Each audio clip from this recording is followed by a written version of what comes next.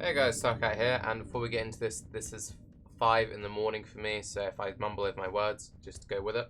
So after the Arc Miner died to a disconnect, I need to come up with a new build, and I've been heavily inspired to come up with this. Now before we get into it, this is a non-crit elemental overload burning area build, which is designed to speed clear, and this is incredibly heavily inspired by Bobslop's character he played at the start of this league. As you guys know, I'm a big fan of Burning Arrow, and I was planning out a few different trees, and the main tree I really want to play is Golemancer, but it's very expensive. And people said, oh, why don't you try out Burning Arrow? You never got around to playing the version you made yourself. And someone said, did you see Bobslop's version? Now, I knew that Bob had played Burning Arrow, but I hadn't got to watch much of him play it, so I thought, you know what, let's try out Bob's version, make a few changes to it, and then just see how we feel about it. So he got up to 94 before he ripped, unfortunately. I believe he was the first on ladder at the time of death. And he was doing a Zoph's Nurture Burning Arrow build with Combs for extra defense, Zoph's Blood for extra penetration, and Signal Fire. We'll cover all the other basic stuff. But the other thing he was doing, which was kind of interesting, is he was using Grand Spectrums. So this is basically his tree tuned down to a lower level. It's tuned down to level 87, and the reason why I've turned it down to about 87, as you guys like to constantly remind me, is apparently I can't get past 88 this league. But also it's one of those things that there are a lot of optional things you can do with this tree, so I've tuned it down into a mid to high 80s variant for the people who only get to that point. This is the finished character for them, and then for anyone who wants to push it further than that, they have lots of different ways to branch off into the tree. So we'll go over the base tree, and then we'll talk about the optional stuff, and we'll talk about how the build works.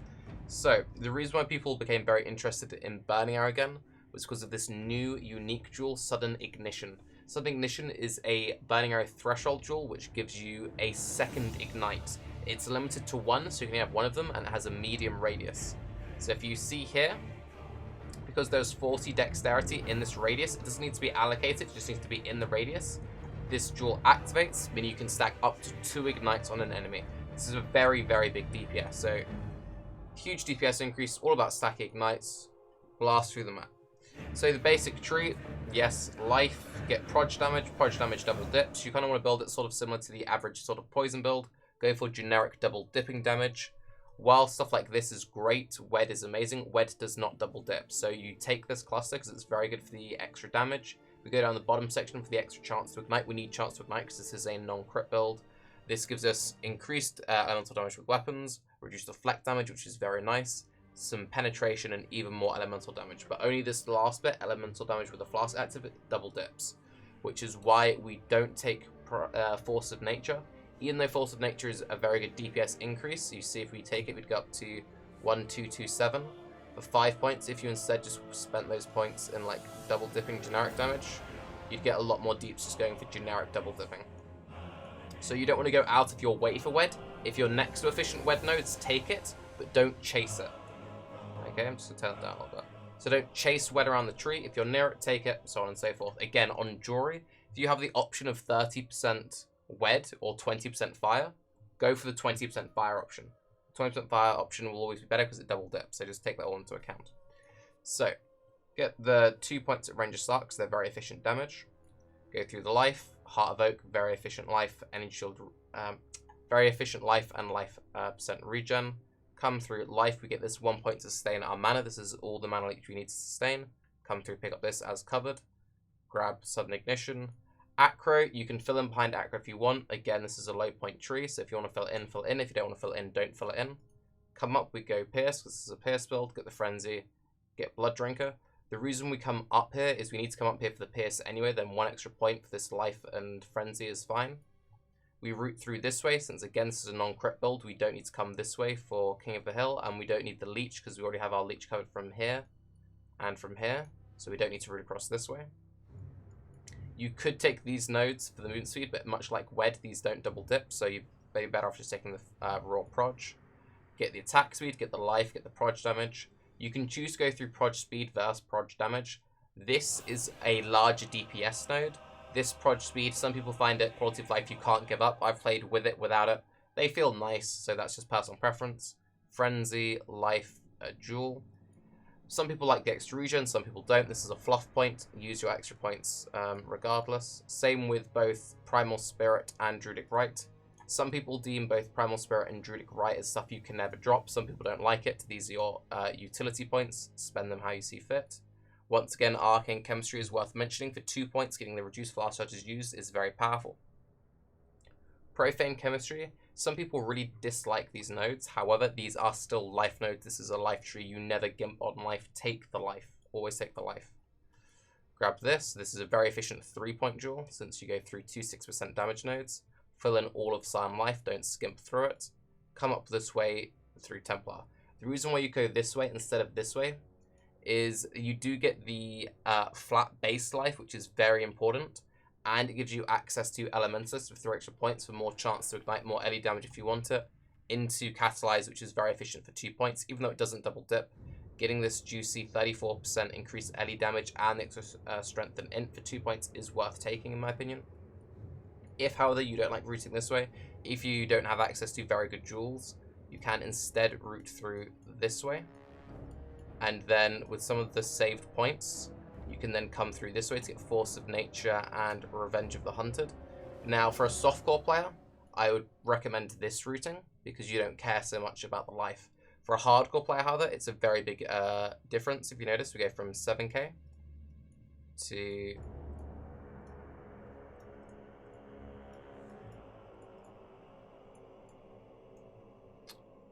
so there's a 400 life difference. You need to remember that the jewels are life. And while you do get the damage here, you do still get 2 damage rolls on this jewel, and these can be 2 double dipping rolls. So if you have a good jewel, this routing is just as good, if not much better than this routing in softcore and especially in hardcore. Get quick recovery because it's life, we need life, it's regen, 2-point jewels because jewels are amazing. Elemental Overload for 40% more elemental damage if you've crit in the past 8 seconds. With the move speed and attack speed of this build, and there are 2 options, both Pathfinder and Raider, which I'll break down next. This will always be active just because of the high natural clear of this build. You do have the option of coming up to get Whispers of Doom. If you do get Whispers of Doom, routing this way and getting Skitting Runes does become more appealing. That's one thing worth noting. And the base curse you run is Flammability. You either choose any weakness on top of this or go for something more defensive like Temp Chains or Enfeeble. But that's basically the core base tree. Now, there are 2 options. You either go with Pathfinder and Raider. Both are very valid, and I can see the reasonings for both. I personally am leaning very heavily towards Raider, because as I previously mentioned, I want to play a Golemancer. This is like a stepping stone build to me. I want a build which I enjoy Burning Arrow, I enjoy Val Burning Arrow. They're 2 of my most favourite skills. So it's a build I know that I'll enjoy, and I'll be able to farm currency on to then try something new which I haven't tried before. So from that point of view, I want a character which can easily and efficiently farm Shape Strand. Like, this is a character, you get it to Shape Strand, you farm the fuck out of Shape Strand, you keep farming Shape Strand until you're done. I know people who've copied Bob's build. This is basically Bob's build. Even without the Grand Spectrums, they can clear up to tier 15s perfectly fine. You will be able to clear content with this build. If you want to push very high into content, then something like Pathfinder becomes more attractive because of Veteran Boa giving the penetration, and also thanks to Wise Oak and the extra scaling here, you will get more raw penetration with Pathfinder. So if you're going to be pushing into very high content, running lots of map mods with scary like stacked resist and feeble rolls on there, and you think you might struggle with just raw resist penetration, then Pathfinder will pull ahead for you. If you want something which just maps more efficiently and just cleaner, then you want to go with Raider. The reason being is this is like the capped out character. This is if you go like full hog with like the Combs Heart and stuff. I will most likely be using a Queen of the Forest, since this is a character which is just about farming gear. With Queen of the Forest, you can still hit 6k life at level 87 pretty comfortably, and you have a lot of movement speed. The Raider variant has 281% movement speed, and the Pathfinder will have 255%. So even the slower option of the Pathfinder has a lot of movement speed. So whichever way you do this, you'll still have an incredibly fast clearing character, but if your only goal is fast, efficient clears, then you would pick the faster option. That being said, things which make Pathfinder very attractive aside from the penetration Nature's Boon is 8% reduced elemental damage taken. This is very powerful. This is the equivalent of about 2% max res if you have no other max res on the tree. This will help you against Reflect. This will just help you surviving in general if you're doing lots of Breach and beyond. This is very, very powerful. Also, Master Alchemist does give this 20% additional chance to ignite, which is very important, and this is potentially a very big DPS increase. You do have the option of running the chance to ignite gem, and I will cover ignite chance once I've broken down the ascendancies. And if Master Alchemist is the difference between running that gem or not, then Pathfinder will do substantially more damage than Raider, and that is something which is very much worth considering. So, the thing is, with Pathfinder, you'll move slower. In the Queen of the Forest version, when you drop down to a Combs, it's less noticeable. So, in the Combs variant, you're looking at 178% movement speed versus 200% movement speed. So there's still the movement speed difference there, but it's slightly smaller. The reason being is there's a lot of raw evasion scaling in Raider. So it's just something you need to consider. So with Raider, the main appeals of Raider is smoothness of play. Every time you play a Raider character, it just feels smooth. Also, some people complain about not being able to keep their uptime on Flask active. Personally, I never understood that, especially in today's meta. You always have your Flask active. If you struggle maintaining your Flasks, you're either playing very poorly or your build does no damage. Neither of which should be happening. So, evasion rating, frenzy charge duration, way of the poacher, attack speed, chance to gain a frenzy on kill, meaning you don't need to run blood rage. You probably still will run blood rage for the attack speed anyway, but you don't want to. So if you want just the extra regen, you can think of that as extra sustain, some extra pseudo defense that the Raider version has over the Pathfinder, who has to use either frenzy curse on hit or a blood rage to sustain frenzy charges, and 20% chance to gain a frenzy charge when you hit a rare or unique enemy. You will always have maximum frenzy charges as a Raider, meaning stuff like Dark Ray Vectors is much more possible, and with the changed Dark Ray Vector, it's very sustainable to do. And you'll just feel smooth both mapping and single target. More evasion, frenzy charge duration. Avatar of the Sorcerer gives increased movement speed per frenzy charge, increased attack speed per frenzy charge, increased attack damage per frenzy charge, and +1 to maximum frenzy charges. This is more evasion, more movement speed. Some additional dodge chance. This is pseudo defense. This is defense. This is a form of mitigation, but it's just not raw damage reduction like you get from Pathfinder. Stuff like Nature's Boon is raw damage reduction. If you run a Basalt, all of this increased fast effect, this is raw damage reduction. So this is still a tanky option, even though you get pseudo tankiness from the Raider. You have phasing while at maximum frenzy charges. You have phasing while you have Onslaught, Hello Cat. Gain phasing for 3 seconds on kill. Basically, you are phasing. Now, one thing, and I do think phasing is very underrated, especially on bow builds, especially builds which don't have spammable movement options. You can blink, but sometimes your blink doesn't go off, sometimes it fluffs, sometimes you get surrounded, especially if you're doing a lot of breaches. Phasing is very nice defense, especially on a bow character. So again, you need to weigh up this kind of pseudo defense. Being able to easily maneuver through mobs is actually a very large survivability increase. More evasion, more movement speed. 40% increase to elemental damage, increased movement speed while phasing, immune to status elements. They both get that immunity to status elements, and then some additional spell dodge. So this really is a case of, do you want to just have slightly faster map clears? And with the difference of 30% movement speed is quite substantial, so that is going to be quite a faster map clear. It's the difference of running a map both with and without move speed boots. So think about it that way. Like, imagine running a map, and then imagine running the exact same map, taking your boots off. You really feel the difference once you've been playing one over the other. So raw damage versus this. The next important thing, before we cover some of the gear and links, is chance to ignite. Because again, this build is built all around chance to ignite. So base off, Burning Arrow is your main skill.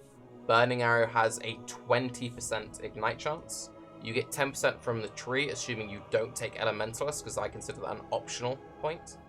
The bow itself gives you an additional 10%, and the flammability curse will give you an additional 14%.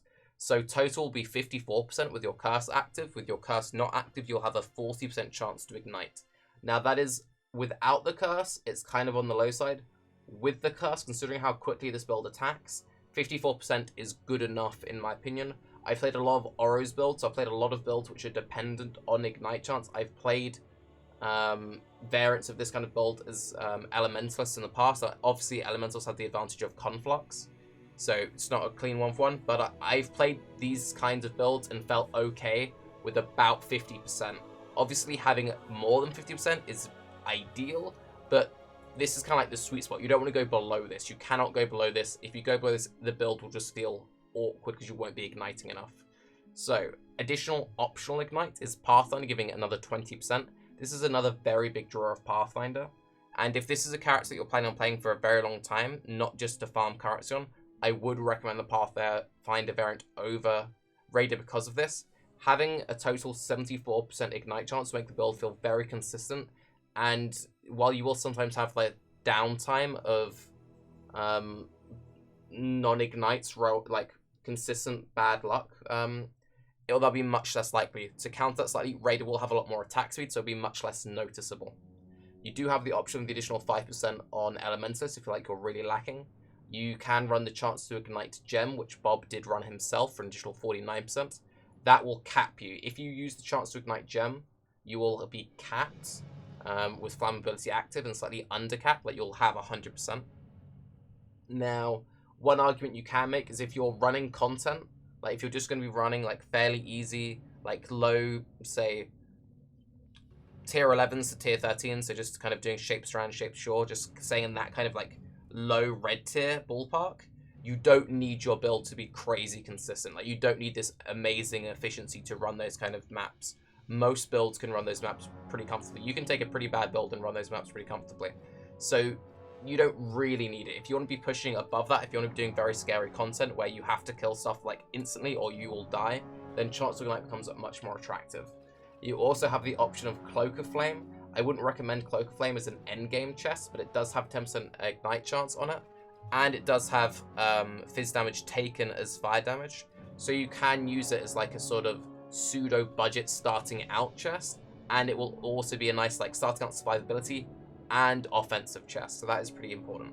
So take that into account when you decide on how you want to do this build if you are interested in doing it.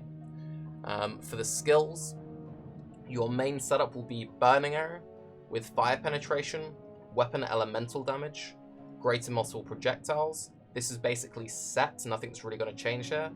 Pierce. Now, Pierce, you just kind of need it.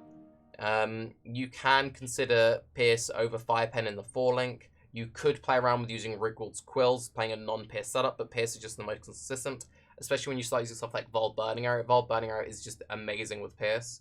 So I would probably say that your 4-link will be Burning Arrow, Wed, GMP, Pierce, or Fire Pen. Basically Pierce consistently, Fire Pen on the 6th link, and then on the 5th link, and then Slower Proj on the 6th. You could run Chance of Ignite instead of Slower Proj on the 6th, that's a very big DPS difference. One thing I will quickly point out, there is also the chest option Lionized Vision. Lionized Vision is a pure armor piece, so coloring it you need lots of red gems. It gives up to 100 maximum life, and it actually gives socketed gems are supported by level 15 Pierce. So you get the free Pierce support. If you're using Lionized Vision, you then want to consider stuff like added fire and less duration. The reason why you want to consider stuff like these is these are still decent at scaling your damage, and they're red to make it far easier to color. So if you took Pierce out, for example, and you used one of these two on here, you're now looking at 3 red, 3 green. That's pretty easy to achieve. If you're running a less than ideal setup, where instead of running Slower Proj, you did like added fire and less duration, getting 4 red, 2 green is very easy to do. Now, less duration does double dip, so less duration will be a bigger DPS increase when you consider the ignite damage boost. It's a 41% ignite damage boost compared to added fire, which is just a 28% boost. So that's like you do need to consider stuff which scales the back end ignite, especially on a build which wants to stack multiple ignites on there. So those are just things for you to consider. If you're using the Comb's Heart, obviously you won't have a second 6th link Vol Burning Arrow. If you're not using a Comb's Heart, then have this exact same setup, but with a Vol Burning Arrow instead of Burning Arrow in your chest piece. And that's what you use just one-shot rares. Very straightforward. If you want to be very focused on the Vol Burning Arrows, play more of a pure Vol Burning Arrow build, sub out some of these jewels. I would sub out, say, 2 to 3 jewels and add in 2 to 3 sack harvests. Your auras are Herald of Ash and a Grace. Grace, especially if you're running Queen of the Forest. If you're not running Queen of the Forest, you could maybe drop the Grace for Purities if that makes your Wise Oak capping a bit easier. Use Split Arrow, Curse on Hit, Flammability, Pierce if you're a Raider. The reason why I use Split Arrow and Pierce as a Raider is you don't need the extra Frenzy Charge generation, you're already capped out. Split Arrow is very easy to add an additional curse if you either get it on the tree or a corrupted amulet, so you then just drop off the Pierce. But with this, you will 100% curse everything on the screen. If you're doing this as the Pathfinder, instead of using Split Arrow, use a Frenzy GMP curse on hit, and then insert whatever casting damage taken, setups, etc. But these are like your main setups. For the items, again, just briefly, Zoth's Nurture, we're using it for the Prolif, and we're using it for the additional chance to ignite. If you can't afford a Zoth's Nurture, you could use a Lionized Glare as a budget option, but you'll have to use the chance to ignite gem. Signal Fire is a larger DPS increase than a Drill Neck. Sorry for the cat. The Gull is just busted and will probably be the item I'll use in every build I can use it.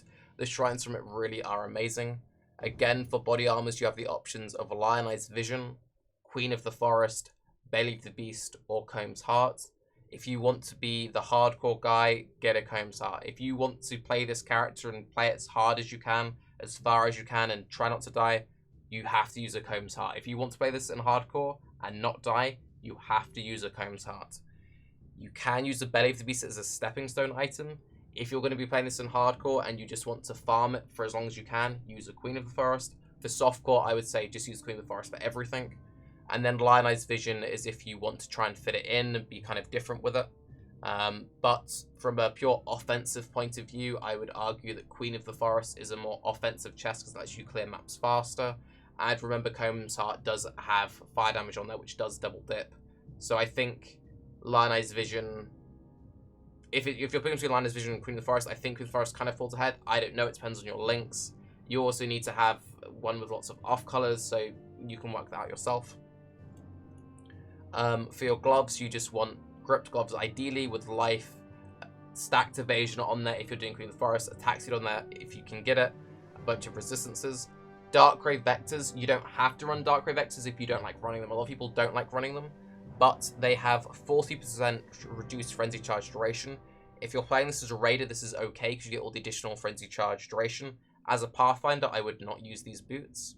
You get +1 maximum Frenzy Charge. This is obviously very good scaling with how Raider works, and you get 5% increased movement speed per Frenzy Charge.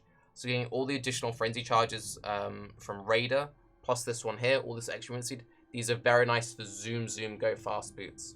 They also give you 2% dodge per Frenzy Charge, and that is attack dodge, not spell dodge, which is also very powerful. If you don't want to use these, you can use Itziri's Step, you can use Bridenrot Whalers, you can just use any rare, just work around your own budget. For the Amulet, the ideal Amulet is a Zoth's Blood. They're fairly expensive, but I'll probably just use a rare, because again, I'm kind of doing this sort of on the cheap, because I don't want to invest loads of currency. I want to do this character cheaply, to farm currency, to play an expensive character. For rings, just go for whatever. You want life, you want wed. If you can get fire damage, as I said, get fire damage on there. It's often easier to just get generic wed though. But fire damage, because it double dips, will often be better than wed if you can get comparable rolls. Fix resistances. If you can get accuracy on a few pieces. Daedan Dawn. Daedan Dawn is again very powerful, again very cheap, has good life on it, and has resist, which is very nice. It gives you attack damage leeches life against chilled enemies. Kind of ignore that. You can proc it through some wonky combos, but you're probably not going to have that for this particular build. The main reason you want to use it is enemies ignited by an attack burn 35% faster. This is basically just a multiplier on your ignites. Very powerful. Again, this is assuming around the Queen of the Forest, this flask setup. Alchemist Quicksilver of Adrenaline. Zoom, move fast. Ample Silver Flask of Staunching. This can also be of Warding. Both Pathfinder and Raider get all elemental status elements immunity. Basically, everything gets removed either when they have phasing or when they have their flask active. So the only things you need on your flask is bleed removal and curse removal. So I like having bleed removal on a utility flask, and because this character will just be farming strand, not doing any scary stuff, I won't need the warding, but go for both if you want to. A Alchemist Jade Flask of Reflexes. Again, only recommending this for the Queen of the Forest version. This helps with Reflect. If you're doing this as a Pathfinder, I would recommend running a Basalt instead. If you're not running the Queen of the Forest, I would recommend using a Basalt instead for the Fizz mitigation. The reason you go for an Alchemist is the Flask itself gives you 3000 evasion. By rolling it with Alchemist, you get 25% increased effect, so you get additional evasion, and then you roll it with 100% increased evasion during Flask effectiveness. Basically, you pop this one Jade Flask, and it gives you a lot of evasion, which equals 58% movement speed. That is a lot of movement speed and 25.8k evasion. That is a lot of evasion. The Wise Oak. The Wise Oak is just busted, and the Wise Oak does make Pathfinder more attractive as a choice. It gives you 10% reduced damage taken of each element of whichever resist is your lowest. Just look at your total resists in Hideout. They don't need to be under capped or whatever. Just look at your total resist. Whichever one is your highest, you get pen. Whichever is your lowest, you get reduction. If all your resists match, you get the bonuses for everything. And then you gain 20% pen for whichever is your highest. So in this build, you want your fire resist to be your highest, so you get 20% pen. Ideally, you have them all identical, so you get the damage reduction for everything and the pen for everything. Just make sure fire is your highest, and you're absolutely fine. And then insert whatever your favorite life flask is here. I like seethings, I like bubblings, pick between the two, do whatever. 1 sudden ignition to get the double ignite, and then again for jewels, you just want fire damage, maximum life, projectile damage. Maximum life is the most important role. Even if you're playing softball, maximum life is the most important role. So very briefly to round up, this is a character designed to speed farm. It will have 6k life at level 87 with the jewels using the Queen of the Forest. And then going for a tankier setup with a Combs, you would have 7.5k. If you did it with a belly, you'd be at about 6.5k.